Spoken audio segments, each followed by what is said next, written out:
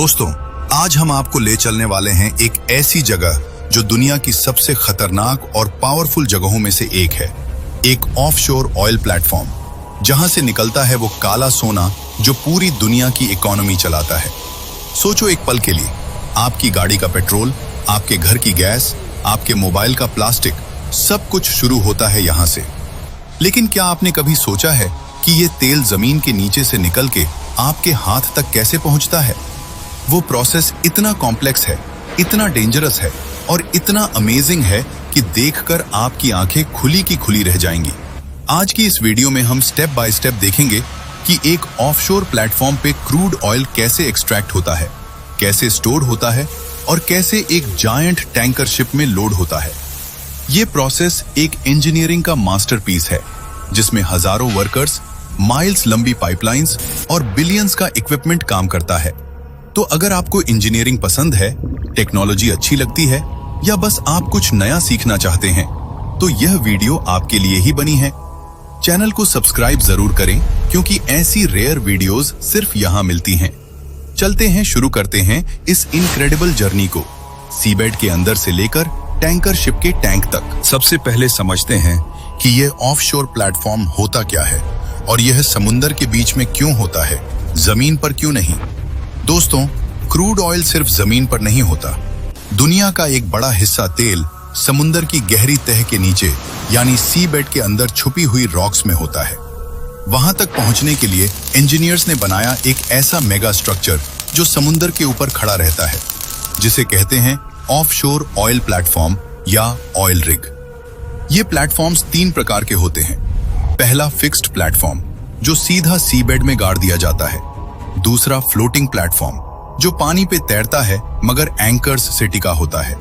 और तीसरा FPSO यानी floating production storage and offloading vessel, जो एक फ्लोटिंग फैक्ट्री की तरह काम करता है। इनकी हाइट 300 से 600 फीट तक होती है, मतलब यह कुतुब मीनार से भी ऊंचा होता है।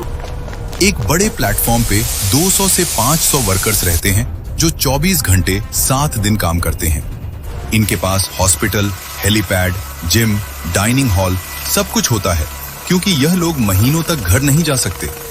ये प्लेटफॉर्म्स इतने स्ट्रॉन्ग होते हैं कि 30 मीटर ऊंची वेव्स और कैटेगरी 5 तूफान भी इन्हें हिला नहीं सकता। एक ऑफशोर प्लेटफॉर्म बनाने में 5 से 10 बिलियन डॉलर लगते हैं। सोच लो कितना बड़ा इन्वेस्टमेंट है ये। और इसके बावजूद यह एक जरूरी काम करते हैं जो पूरी दुनिया की एनर्जी नीड पूरी करता है। अब आते हैं सबसे एक्साइटिंग पार्ट पे, ड्रिलिंग यानी जमीन के अंदर तेल ढूंढना और उससे ऊपर लाना। ये प्रोसेस शुरू होता है एक स्पेशल मशीन से, जिसे कहते हैं रोटरी ड्रिल।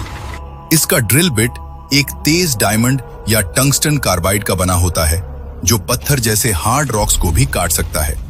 ड्रिल बिट को घुमाने के लिए ऊपर एक बड़ी मशीनरी लगाई जाती है, जिसे डेरिक कहते हैं। ये वो लंबा टावर होता है जो आपने प्लेटफॉर्म्स की तस्वीर में देखा होगा। ड्रिलिंग करते वक्त एक स्पेशल लिक्विड नीचे भेजा जाता है, जिसे ड्रिलिंग मड कहते हैं। ये कोई एक्चुअल कीचड़ नहीं होता, बल्कि यह एक इंजीनियर्ड केमिकल मिक्सचर होता है जो रॉक्स को ठंडा रखता है, ड्रिल बिट को लुब्रिकेट करता है और प्रेशर कंट्रोल करता है। ड्रिलिंग 1000 से 5000 मीटर की गहराई तक होती है। पहले समुंदर का पानी क्रॉस करो, फिर सी बेड की रॉक्स और फिर 3 अलग जियोलॉजिकल लेयर्स के ऊपर से गुजरो, तब मिलता है वह रिजर्वायर जहां तेल है। जब ड्रिल ऑयल रिजर्वायर तक पहुंच जाता है तो एक बड़ा डेंजर होता है, ब्लो आउट। जब अंडरग्राउंड प्रेशर इतना ज्यादा होता है कि तेल और गैस कंट्रोल के बाहर आ जाते हैं। इसे रोकने के लिए प्लेटफॉर्म्स पे लगता है BOP यानी ब्लो आउट प्रिवेंटर। यह एक मैसिव वाल्व सिस्टम होता है जो इमरजेंसी में पूरी वेल को बंद कर सकता है। 2010 में डीप वाटर होराइजन में यही BOP फेल हुआ था और दुनिया का सबसे बड़ा ऑयल स्पिल हुआ था। एक वेल को ड्रिल करने में 60 से 100 दिन लगते हैं और एक प्लेटफॉर्म में एक साथ 20 से 40 वेल्स ड्रिल हो सकती हैं, अलग अलग एंगल्स पे। जब वेल तैयार हो जाती है तो शुरू होता है एक्सट्रैक्शन का प्रोसेस, यानी तेल को जमीन के अंदर से ऊपर खींचना। और यहाँ एक इंटरेस्टिंग बात है, बहुत बार तेल को पंप नहीं करना पड़ता, क्योंकि अंडरग्राउंड इतना ज्यादा प्रेशर होता है कि तेल खुद ऊपर आ जाता है। इसे कहते हैं नेचुरल फ्लो। जैसे एक सील्ड बॉटल को खोलो तो पानी खुद बहने लगता है। लेकिन जब प्रेशर कम होता है तो यूज करते हैं सबमर्सिबल पंप्स या गैस इंजेक्शन, जिसमें गैस को वापस नीचे डाल के प्रेशर बढ़ाया जाता है। अब प्रॉब्लम यह है कि जो लिक्विड ऊपर आता है वो सिर्फ क्रूड ऑयल नहीं होता, उसमें मिक्स होता है पानी, नेचुरल गैस, सैंड और केमिकल्स। इसको सेपरेट करना पड़ता है और यहाँ काम आता है प्लेटफॉर्म का सबसे इंपॉर्टेंट मशीन, 3-फेज सेपरेटर। ये एक हॉरिजॉन्टल ड्रम जैसा होता है जिसमें ग्रेविटी और प्रेशर का यूज करके 3 चीजें अलग हो जाती हैं। सबसे नीचे पानी, बीच में क्रूड ऑयल और ऊपर गैस। गैस को या तो जला दिया जाता है, जिसे आपने गैस फ्लेयरिंग के रूप में देखा होगा, या पाइपलाइन से किसी और जगह भेजा जाता है।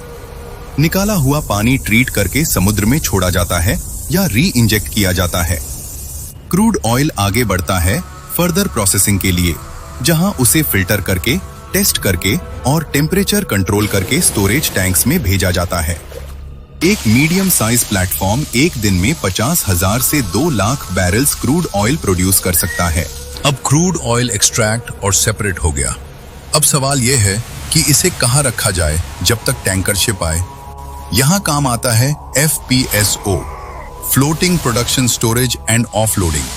ये एक शिप जैसी बड़ी वेसल होती है जो प्लेटफॉर्म के पास एंकर्ड रहती है और एक फ्लोटिंग वेयरहाउस की तरह काम करती है। इसका साइज होता है 250 से 330 मीटर, यानी 3 फुटबॉल फील्ड्स एक साथ, और स्टोरेज कैपेसिटी होती है 1 मिलियन से 2.5 मिलियन बैरल्स क्रूड ऑयल। अंदर टेम्परेचर कंट्रोल्ड टैंक्स होते हैं, क्योंकि क्रूड ऑयल ठंडा होने पे थिक हो जाता है और पंप करना मुश्किल हो जाता है। हर टैंक पे सेंसर्स लगे होते हैं जो टेम्परेचर, प्रेशर और ऑयल लेवल 24 घंटे मॉनिटर करते रहते हैं, और ये सब डेटा सीधा कंट्रोल रूम में जाता है। एक और इंपॉर्टेंट सिस्टम है कस्टडी ट्रांसफर मीटरिंग, जो एग्जैक्टली मेजर करता है कि कितना ऑयल स्टोर है, क्योंकि एक बैरल भी गलत हुआ तो मिलियंस का नुकसान। अब ऑयल रेडी है, FPSO फुल हो रहा है, अब टाइम आ गया है टैंकर शिप के आने का। दोस्तों, अब वो मोमेंट आ गया है जिसका पूरा प्लेटफॉर्म इंतजार कर रहा था।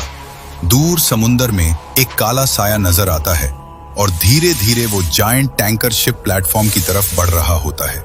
ये कोई छोटी बोट नहीं, ये होता है VLCC, यानी very large crude carrier. 330 meter लंबा, 60 मीटर चौड़ा, मतलब एक छोटे मोहल्ले जितना बड़ा अकेला जहाज। टैंकर कैप्टन और प्लेटफॉर्म कंट्रोल रूम के बीच कांस्टेंट रेडियो कम्युनिकेशन होती है। स्पीड, डायरेक्शन, विंड, करंट सब कैलकुलेट होता है, क्योंकि एक जरा सी गलती और कैटास्ट्रोफिक एक्सप्लोजन।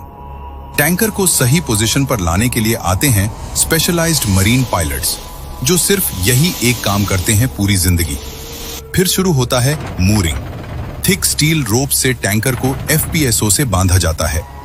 एक एक रोप का वेट 100 किलोग्राम प्रति मीटर, ताकि वह बिल्कुल हिले नहीं।